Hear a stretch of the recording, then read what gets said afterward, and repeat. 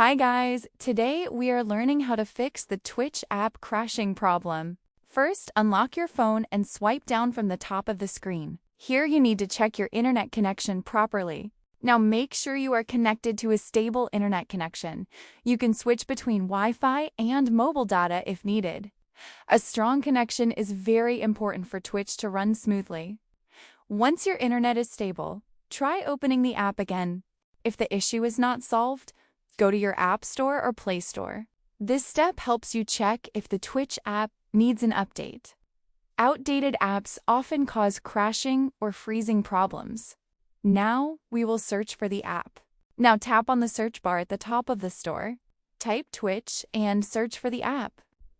You will see the Twitch app appear in the results. Open the app page to check its status.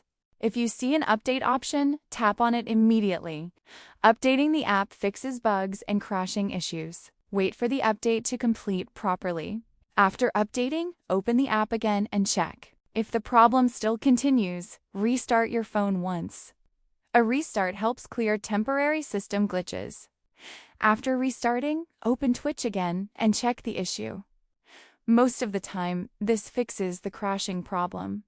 And that's how you can easily fix the Twitch app crashing problem step by step.